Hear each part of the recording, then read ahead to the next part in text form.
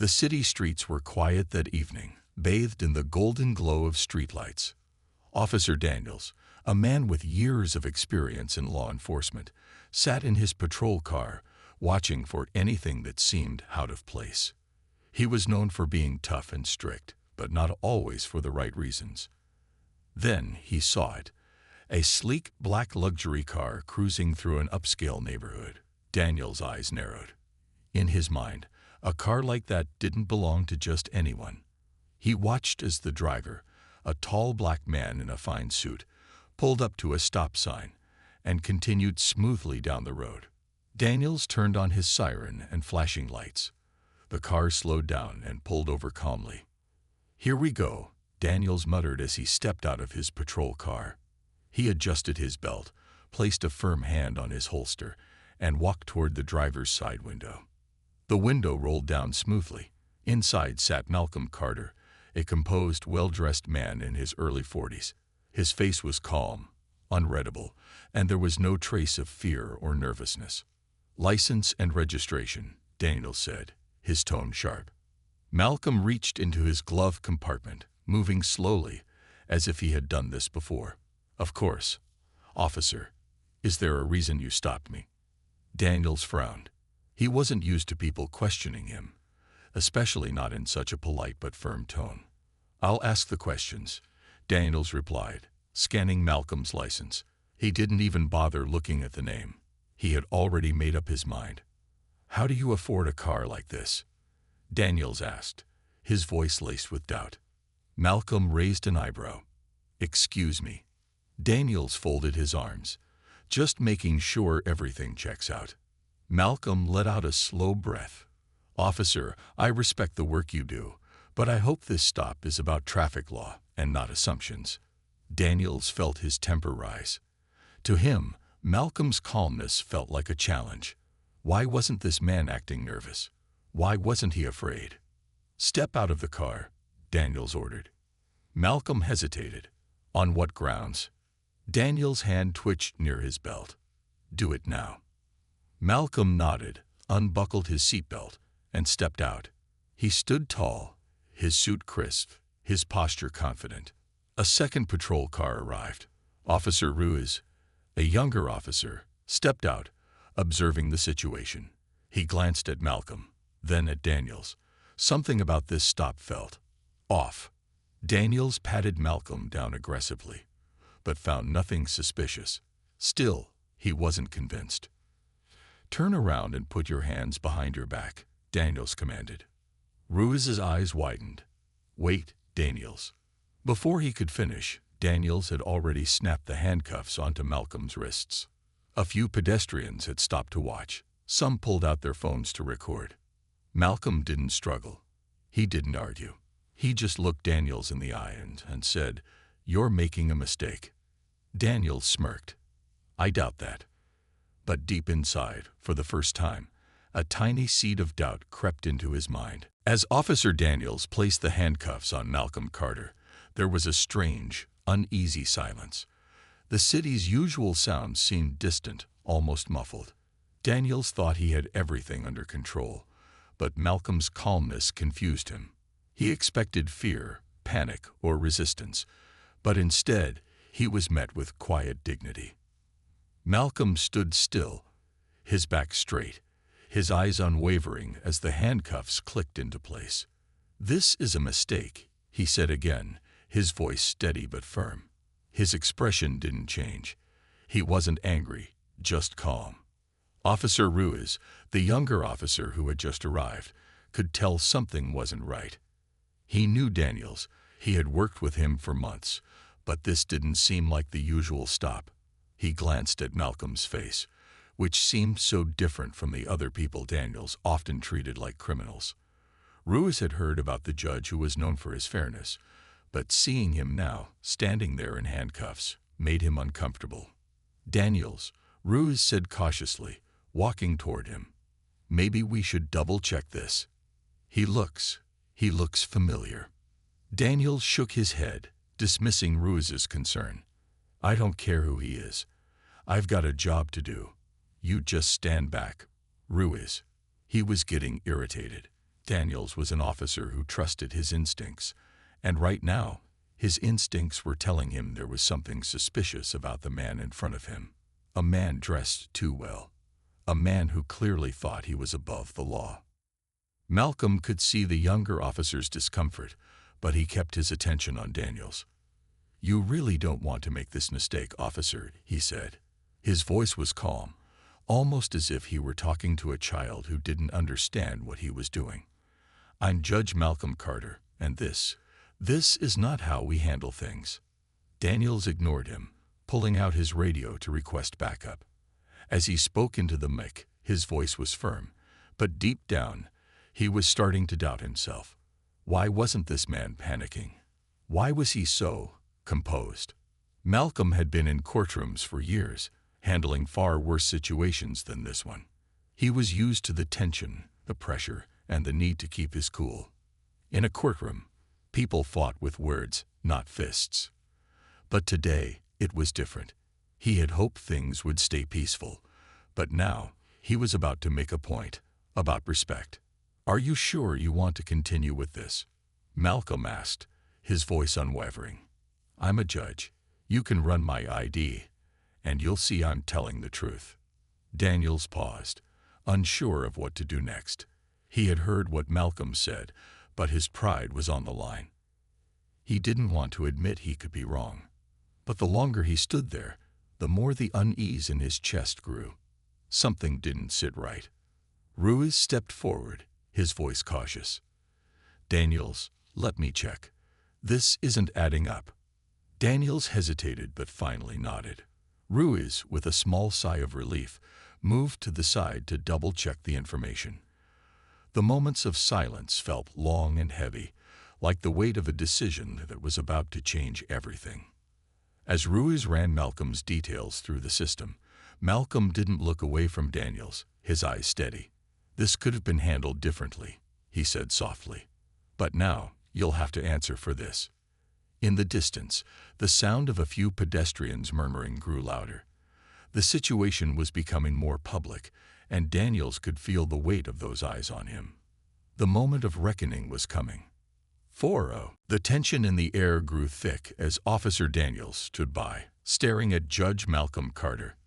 His mind raced, trying to make sense of the situation. Everything about this was wrong, but his pride made him unwilling to back down. Malcolm had to be lying, right? Officer Ruiz was still at the radio, running Malcolm's information through the system. Daniels could feel his frustration building. Why hadn't they found anything yet? Why wasn't the situation playing out the way it should? Daniels took a deep breath and stepped closer to Malcolm. "You're under arrest," he said, his voice firm, but his hands shaking slightly. Malcolm didn't flinch. He didn't argue. He simply raised an eyebrow. "For what?" he asked calmly. His tone was almost too collected, like he knew the answer already. "You're making an arrest without any real cause. That's not how this works." But Daniels was already too far into his own pride to listen. He motioned for Malcolm to turn around and put his hands behind his back. The young officer, Ruiz, who had been checking the records, hesitated for a moment. There was something wrong about the entire situation. This wasn't just a regular stop. It was escalating. Malcolm slowly turned and placed his hands behind his back, but he didn't resist. There was no anger or frustration in his actions. He was simply resigned to the way things were going. "You know, officer," Malcolm said softly, "this could have been handled better. But I suppose now you'll learn the hard way." Daniels, despite his earlier confidence, couldn't shake the feeling that he was out of his depth. But instead of backing down, he tightened his grip on the situation. He had to prove he was right. He couldn't let a calm, collected man stand there and act like he was in control. He couldn't lose face now. Malcolm's words echoed in Daniel's mind, even as he moved to place him in the back of the squad car.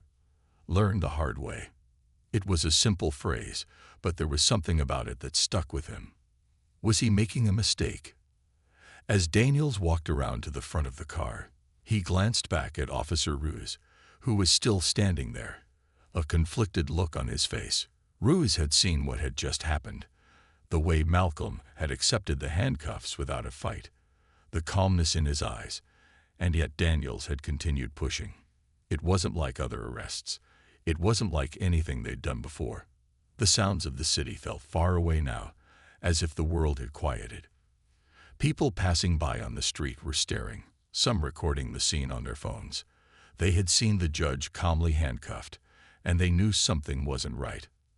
Malcolm was placed in the back of the squad car, his posture still straight and composed. He didn't speak anymore, but his eyes locked with Daniels for a long moment. Those eyes, so calm, so sure, made Daniels uneasy. "You're making a mistake," Malcolm repeated quietly. Daniels didn't respond. He couldn't. The reality of the situation was beginning to settle in, but it was too late to turn back now. He closed the door to the squad car with a quiet thunk and stepped back. The weight of the moment hung in the air, but Daniels had no idea that his life was about to change in a way he couldn't imagine. The small, dimly lit holding area of the police station was nothing like the courtroom Judge Malcolm Carter was used to. Here, there were no robes, no long desks lined with witnesses, no polite addresses or formal proceedings. There were just metal chairs in a cold, sterile atmosphere. Malcolm sat in one of the chairs, his back straight as ever, his hands still cuffed in front of him. His expression remained calm, but deep inside, he couldn't help but feel a wave of frustration. How had things come to this? Officer Daniels was already at his desk, filling out paperwork with a distracted expression. He seemed so sure of himself earlier, but now, the reality of what he had done began to sink in. Malcolm Carter wasn't just any random person he had pulled over. He was a respected judge, someone who had spent years serving his community. Still, Daniels didn't seem to care. He was lost in his own world, so convinced he was in the right that he didn't even look up as a few of the station's officers began to whisper among themselves. After a few long moments, Officer Ruiz walked over to the desk. His face was pale, and his eyes avoided making direct contact with Daniels.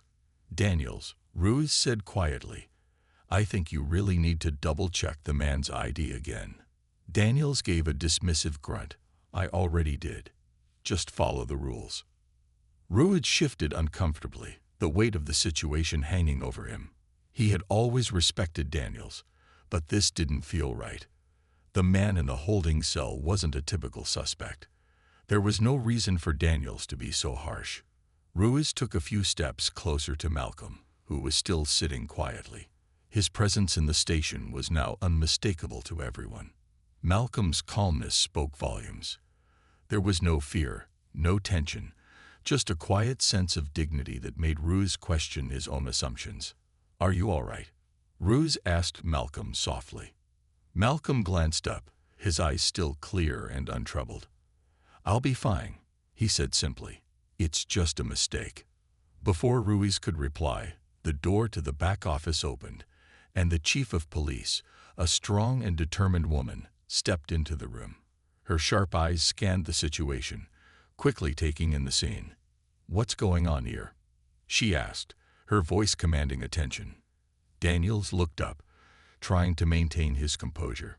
"We have a suspect in custody, Chief. He was pulled over under suspicion of." "Under suspicion of what?" The chief's voice cut him off. She stepped closer, her eyes narrowing as she looked at Malcolm, then back at Daniels. "This man is a judge, Daniels. Do you have any idea who you've arrested?" Daniels blinked, his mouth opening and closing in surprise. He hadn't expected the chief to be so direct. He had been so sure that he was in control of the situation. Malcolm calmly raised an eyebrow.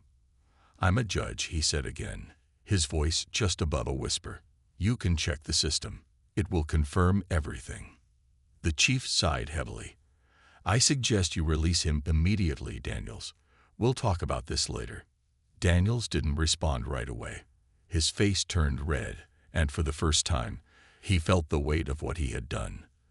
The reality of the situation was hitting him hard.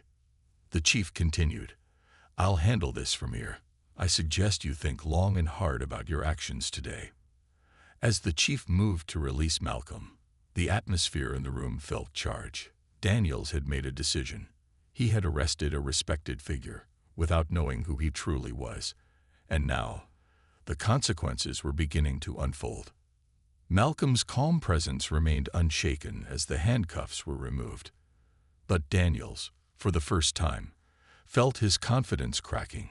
This was far from over, and he knew that the decisions he made today would follow him in ways he hadn't anticipated. The quiet buzz of conversation in the police station grew louder as word spread about what had just happened.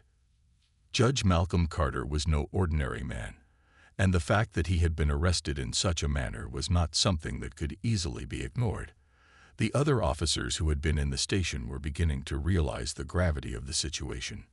This wasn't just any routine arrest. This was a mistake of major proportions. As Officer Daniels sat in his office, his head was spinning. He had acted on instinct, and now that instinct seemed like a distant memory. His confidence, which had once been so strong, was now replaced by uncertainty. Had he made the right call? He couldn't shake the nagging feeling that maybe, just maybe, he had overstepped. But he pushed those thoughts aside. He had a job to do, and he didn't want to look weak in front of his colleagues. The chief of police had walked out of the room after ordering Daniels to release Malcolm. And now Daniels was alone with his thoughts. His pride was hurt, but there was more than that gnawing at him. He knew he had messed up, but he wasn't sure how to fix it. The consequences of his actions were starting to show, and they weren't going to disappear. Meanwhile, Malcolm had left the station, but the story was just beginning to spread. News outlets picked up the story quickly, with headlines reading, "Judge arrested by officer in racial profiling incident." The story went viral. People from all walks of life were talking about what had happened, and opinions were divided. Some were angry at the way Malcolm had been treated, while others were sympathetic to Officer Daniels, assuming it was a mistake that anyone could make. But Malcolm wasn't just any judge. He was a man of integrity, and his reputation carried weight. By the end of the day, the media had caught up with the story. They began to question how an officer like Daniels, with years of experience, could make such a basic error in judgment. Questions about racial profiling and police practices began to surface, and suddenly, Officer Daniels was in the spotlight. The officers in the station were starting to whisper, and it wasn't long before people began to wonder if Daniels had acted out of bias. Back at the station, Ruiz was the first to speak up about the incident. He had been uncomfortable from the beginning, but now that the truth was becoming clear, he couldn't stay silent. "Daniels, you need to fix this," Ruiz said, his voice serious. "This isn't just going to go away. People are talking, and you've got to answer for what you did." Daniels didn't respond right away. He was still trying to digest what had happened, but Ruiz's words echoed in his mind. Could he fix it? Could he make this right? That night, Daniels couldn't sleep. He kept replaying the moments in his head. The way he had treated Malcolm, the way he had ignored the signs, and the way his own colleagues had questioned his actions. He knew that he had made a mistake, and now he had to face the consequences. The next morning, Daniels received a call from the Internal Affairs Department. They were beginning an investigation into the incident, and Daniels knew that this was just the beginning of what would be a long, difficult road ahead. The public backlash had already begun, and it was clear that the reputation he had worked so hard to build was at risk. As for Malcolm, he continued his day, unaffected by the noise surrounding the incident. He knew that the truth would come to light, and he was focused on what came next. But for Daniels, the future seemed uncertain. The world was watching, and the question was no longer about whether he had made a mistake, but how he would recover from it. The day of the disciplinary hearing had finally arrived. Officer Daniels walked into the courtroom, his face a mixture of determination and anxiety. He had spent the last few days trying to convince himself that he could move past this mistake. But today, it was clear that the consequences of his actions were going to catch up with him in a way he hadn't fully understood. At the front of the room, Judge Malcolm Carter sat calmly in his usual seat. His presence in the courtroom was a reminder of how high the stakes were. Malcolm had not just been a judge for years. He was someone who had built his career on fairness and integrity. The situation had started with him being unjustly arrested, but today it was going to be about something more: accountability. The room was filled with police officers, officials, and even members of the public who had come to witness the event. The air was thick with anticipation. Daniels had hoped to avoid this confrontation, but now, here he was, standing on the edge of something much bigger than he had ever expected. The hearing began with the internal affairs officer addressing the room. "We are here today to review the actions of Officer Daniels during the incident involving Judge Carter. This hearing will determine if Officer Daniels followed proper procedure or if his conduct warrants disciplinary action." Malcolm remained silent, his gaze focused on the officer in front of him. His calmness made it hard to see him as anything other than a man who was in control, even in a situation where he had been wronged. Daniels, however, was struggling. He could feel the weight of Malcolm's eyes on him, and it wasn't just because he was a judge. It was because Malcolm represented something greater than the badge he wore. Daniels' defense was shaky. He claimed that the arrest had been made in good faith, based on his experience and instinct. But Malcolm was quick to challenge him. "You acted out of assumption, Officer Daniels," Malcolm said, his voice steady. "You didn't stop to verify the facts before making an arrest.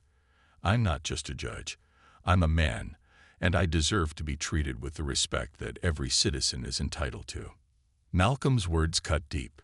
Daniels had been so sure of his actions, so convinced that his instincts were right, that he hadn't thought about the consequences. The fact that Malcolm could speak so plainly about his own experience, as if he had already lived through so many similar situations, shook Daniels. As the hearing continued, it was clear that the focus wasn't just on whether Daniels had made a mistake. It was about why he had made it. The room began to understand that this wasn't just an isolated incident. It was a reflection of the systemic issues that needed to be addressed. Daniels knew he had to own up to what he had done, but he wasn't ready to admit everything. The idea of admitting that his actions had been influenced by bias, by assumptions based on race, was something he hadn't fully faced yet. It was easier to hold on to his pride and blame the situation on bad judgment. But the more Malcolm spoke, the more Daniels realized how much deeper this went. In the end, the hearing didn't provide an easy answer. Daniels was given a chance, not to escape punishment, but to learn. He was ordered to attend a series of racial bias training sessions and community service programs designed to help him see the world from a different perspective. It was clear that he wasn't being let off the hook, but the opportunity to grow was still there. Malcolm stood up to leave the courtroom. "This is only the beginning, Officer Daniels," he said quietly. "It's up to you to do the work now. It's up to you to prove that you can learn from this." Daniels didn't respond. He didn't know what to say. But as he walked out of the courtroom, the words echoed in his mind. He had been given a chance, but it was up to him to make the most of it. After the hearing, Officer Daniels spent the next few days in deep reflection. The weight of the racial bias training and community service he had been assigned hung over him like a shadow. He had never imagined his career would take such a turn, but now that it had, he knew he had no choice but to face the consequences of his actions. Malcolm Carter's words lingered in his mind. "It's up to you to prove that you can learn from this." At first, Daniels felt like the punishment was unjust. After all, he had only been doing his job, or so he thought. But as he attended the training sessions, he began to realize just how much he had been blind to. The deeper he delved into the conversations about racial profiling, about the prejudices that were embedded in everyday life, the more he understood how his actions had been influenced by assumptions rather than facts. The training wasn't easy. He had to confront uncomfortable truths about himself, things he had never wanted to admit. There were sessions where he heard stories from black officers, from everyday people who had been unfairly treated. He couldn't deny that his own behavior had been shaped by biases that he hadn't even recognized until now. The first few sessions were difficult for him. He tried to block out the discomfort, but it was impossible to ignore the real-life consequences of his actions. He began to understand how his assumptions had hurt not just Malcolm, but so many others. He had never thought of himself as racist, but now he was starting to see how his choices were rooted in something deeper. Meanwhile, Malcolm had been following the progress, though from a distance. He knew that true change would take time. Malcolm's patience was never in doubt. He had seen this before. People, especially those in positions of power, had to go through their own journey to realize their mistakes. He believed that redemption wasn't about saying the right words. It was about doing the right things. As the weeks passed, Daniels began to change. He didn't feel perfect, but he began to feel like he was on the right path. He started speaking up more during the training sessions, asking questions he never would have before, admitting his mistakes. He even reached out to the community groups he had previously ignored. He volunteered at local organizations, trying to make a difference by learning from people he had once overlooked. One day, while serving the community service shift at a local youth center, Daniels ran into a familiar face, Malcolm Carter. The judge was there to speak to a group of young people about the importance of fairness and justice. It was a moment that felt full circle. Malcolm smiled when he saw Daniels across the room. The two men exchanged a nod, both understanding that things had changed. Daniels had made real progress. He was no longer the man who had arrested Malcolm that day. Making amends isn't about taking the easy route, Malcolm said as they spoke. It's about sticking with the hard work, even when no one's watching. Daniels nodded, his face serious but grateful. For the first time in a long while, he felt proud of the work he was doing, even though it wasn't easy.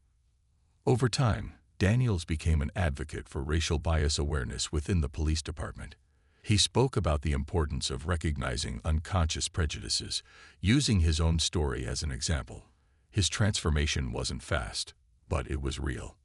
Malcolm had been right. Change didn't happen overnight, but it could happen if someone was willing to do the work. And Daniels was doing the work. For both men, the journey was far from over, but they had learned an important lesson.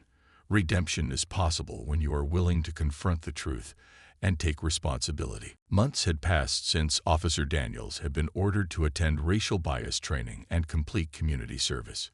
His path toward change had not been easy, but it had been real. He had faced uncomfortable truths, and though the journey was slow, Daniels had started to recognize just how much he had to learn, not just about other people, but about himself. Every day, he worked harder to unlearn the assumptions that had guided his actions for years. The training sessions were intense, and at first, he resisted. He didn't want to admit that he had been wrong. But as he spent more time in community outreach programs and listened to the experiences of others, he began to understand the impact of his actions. Daniels had always prided himself on being a man of integrity. But now, he realized that integrity wasn't just about following the rules. It was about being willing to question those rules when they failed. His self-awareness grew with each new lesson, each new conversation, each moment where he had to face his own past mistakes. One evening, Daniels sat at his desk, looking over some paperwork when he received an email.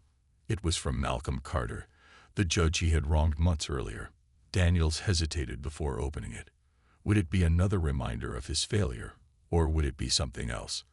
The subject line simply read, "Progress." He clicked open the email.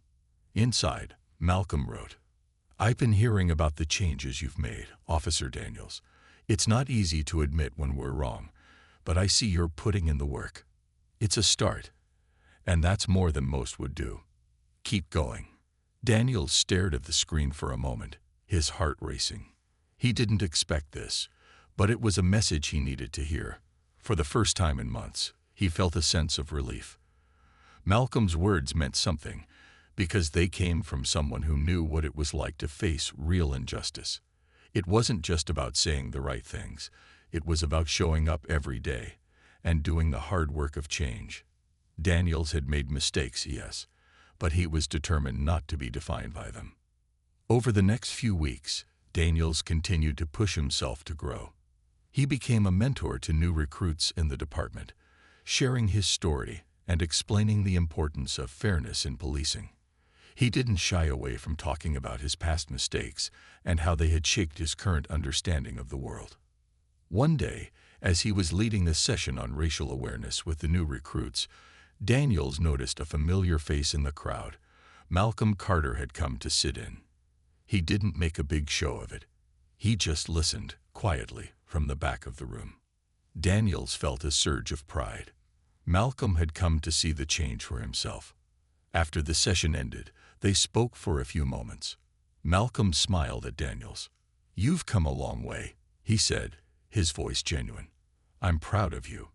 But remember, it's not just about how far you've come. It's about how far you're willing to go."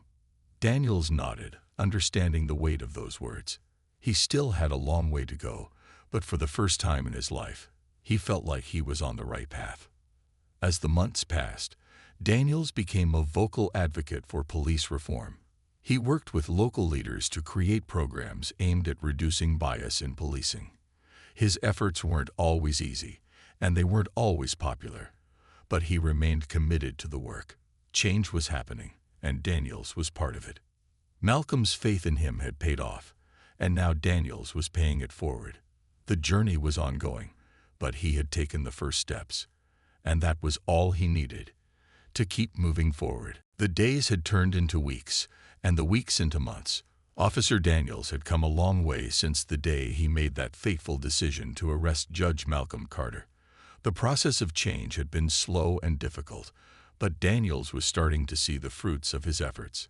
He had learned more about himself, about his actions, and about the power of accountability. One afternoon, as he sat in his office, Daniels glanced at his reflection in the window.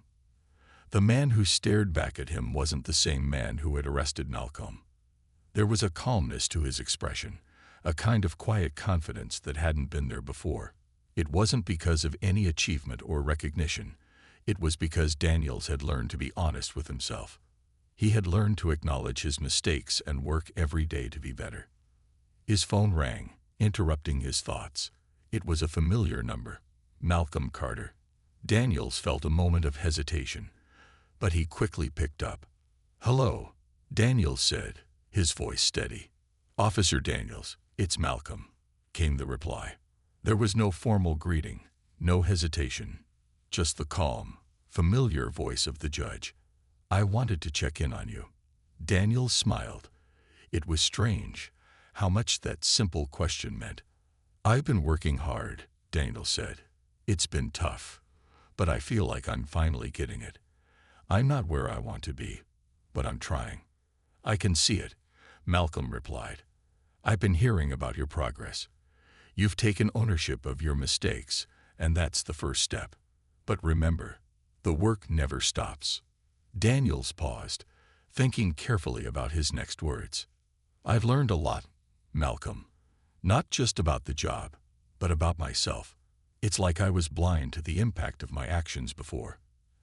And now, I can't unsee it." "That's the lesson, Daniels," Malcolm said, his voice firm but understanding. "Once you see the truth, you can't ignore it anymore. It changes you. But the change only matters if you keep it going, if you keep doing the work every single day." Daniels nodded, even though Malcolm couldn't see him. "I get it. I'm not perfect, but I'm not giving up on this. I want to keep learning. I want to make sure nothing like this ever happens again." "You're on the right path," Malcolm said. "But remember, progress isn't about getting it right all the time. It's about being willing to face your mistakes, learn from them, and do better each day. You've taken that step, and that's what counts." As Daniels hung up the phone, he felt something shift inside of him. Malcolm's words had always been a guiding force for him, but now, more than ever, Daniels understood that real change didn't come from a single moment. It came from the ongoing commitment to better oneself, to continue learning, and to keep pushing forward, even when it was difficult. That evening, Daniels walked out of his office and into the bright, bustling city streets. He had made mistakes, yes, but he had also made the choice to learn from them. He didn't have all the answers, and he knew he never would, but he was determined to keep asking the questions, to keep challenging himself, and to continue being a part of the change he wanted to see. The road ahead was still long, but for the first time, Daniels felt ready to walk it, one step at a time.